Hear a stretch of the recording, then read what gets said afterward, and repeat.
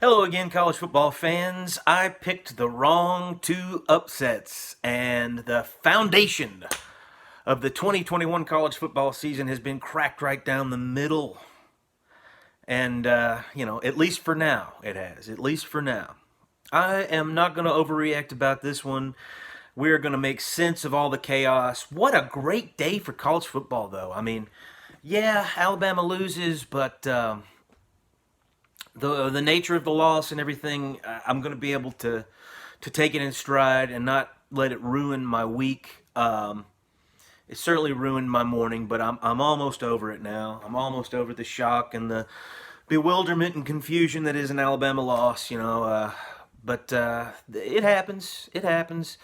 This is the first time we've had to deal with it before November in quite a while, and the fact that all those streaks were broken is a good thing overall. It kind of it gives the media a little bit less fodder to gnaw on now. But the fact that you had a 100-game streak over unranked teams, the fact that he had taken this long for one of his assistants. I mean, he's getting pretty old now, and he's been doing this for a long time. So there's a lot of Nick Saban assistants in the world, and he's been playing them for a long time. And to take this long for somebody to beat him, and it came from a guy with the credentials to do it. It came from the guy that it all made sense. The most disappointing part about the loss is that I did not see it coming. But when you lose to Arkansas and Mississippi State back to back, and you're on your backup quarterback, I mean, what else am I to do but assume that your quarterback is not ready yet? And who's going to make the bet that he's going to figure it out against Alabama?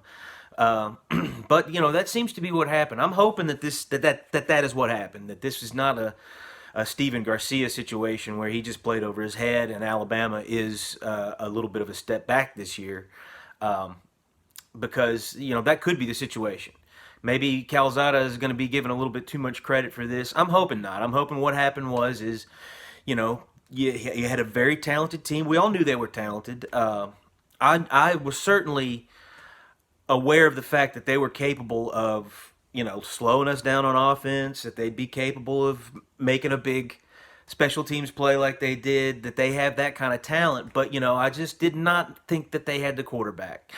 I didn't think he was ready to do what he did.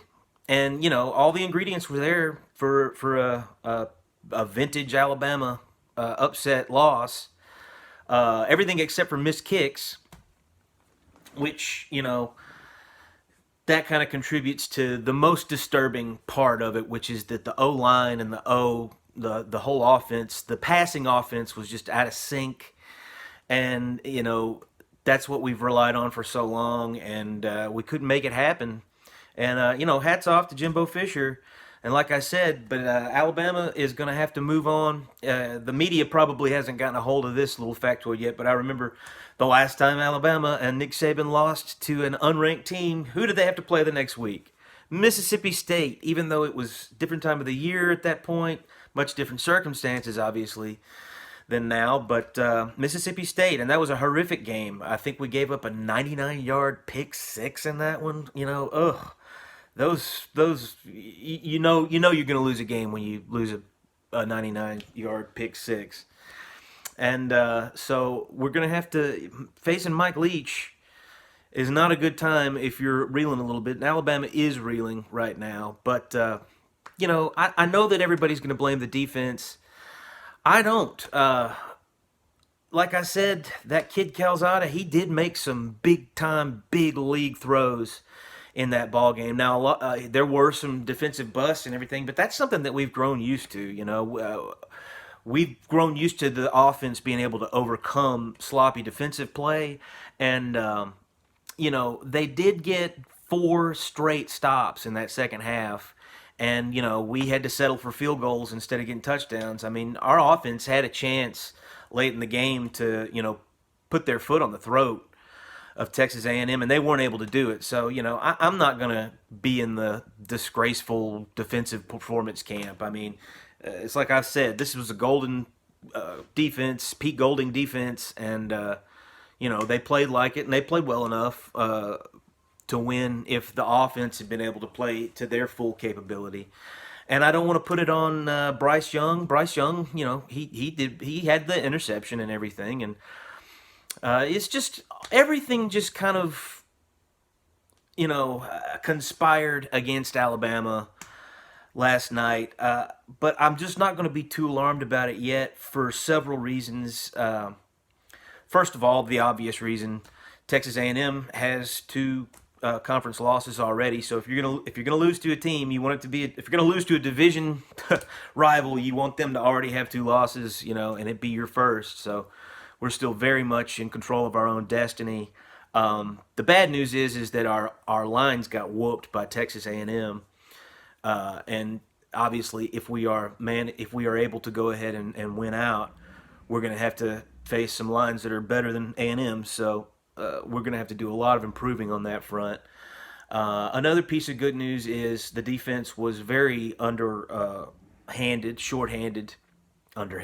was very shorthanded, especially after the Malachi Moore targeting call, and that is what it is, and that's no excuse. Alabama doesn't ever have any excuses for losing, but it's just good news. It's something to kind of hang your hat on and not go into the panic bus yet because Texas A&M. This is the way they should have looked all year long. This is where has this been? And if we had known that this was going to be Calzada's breakout game, which I think it was, I don't think this was an aberration for him. I think he was a great quarterback.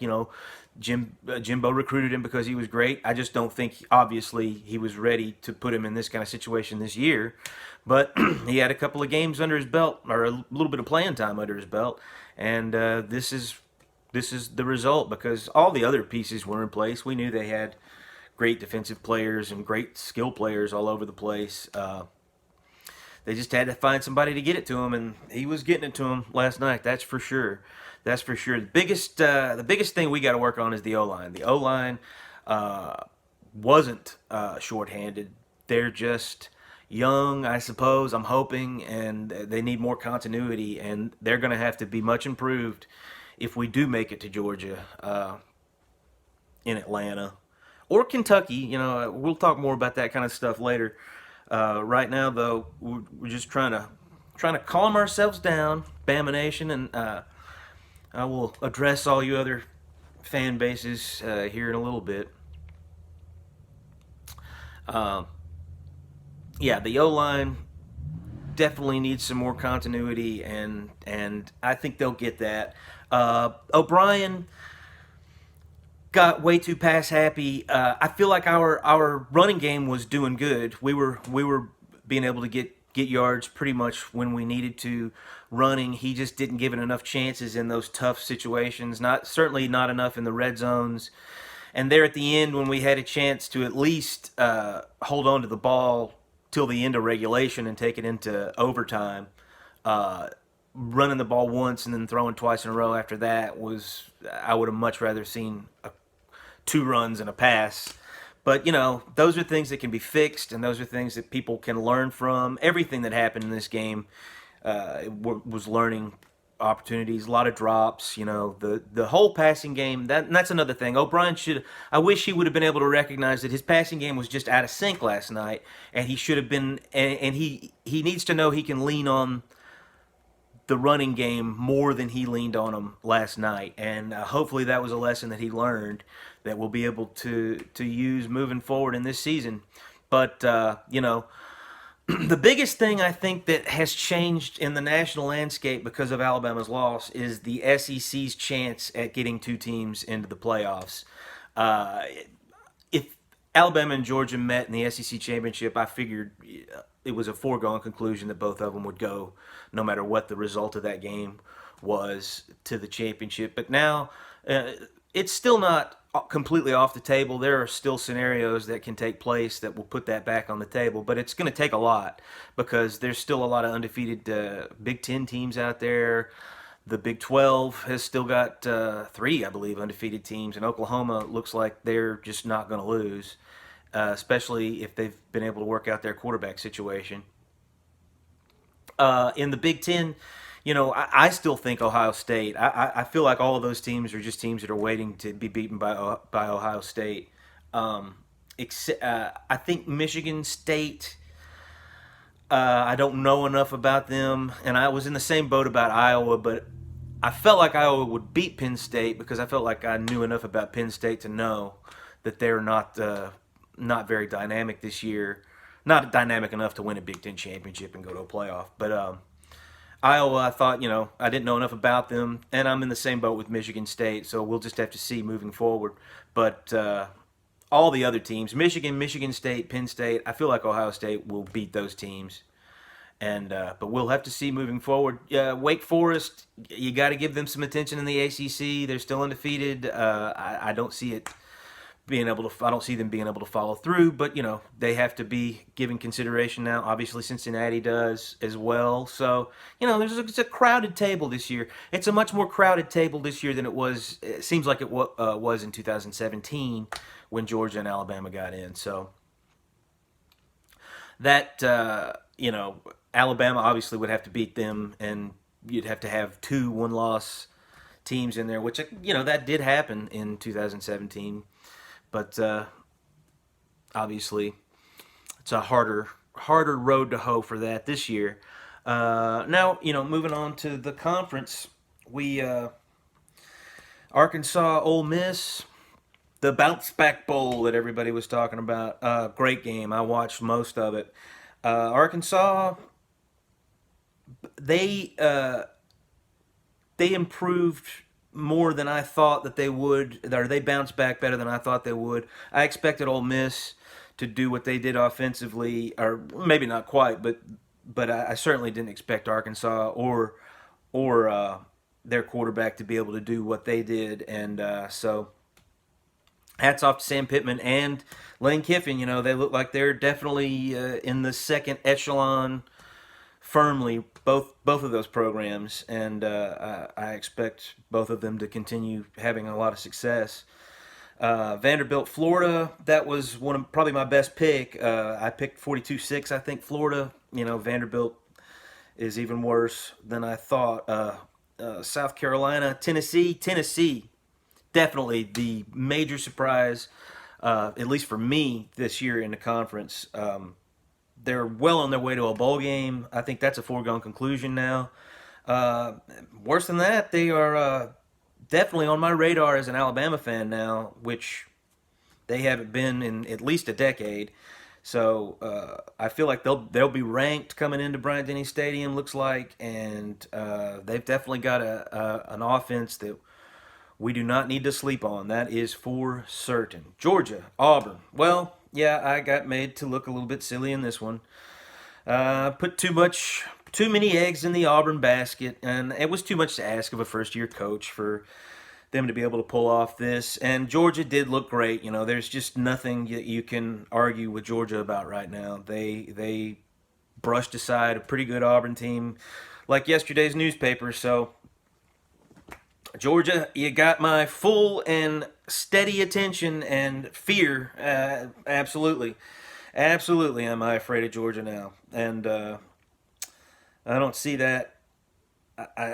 We'll talk about their tilt with the Wildcats coming up, but they look pretty mean right now. And I don't see myself picking against them the rest of this season. Until hopefully maybe that SEC championship game, but it's a long way until then. And North Texas, Missouri. I didn't make a prediction on this one because I wasn't interested in it, and it wasn't an interesting game. I mean, Missouri is really having a lot of struggles this year. They might be able to salvage something towards the end, but I wouldn't count on it. LSU, Kentucky. LSU.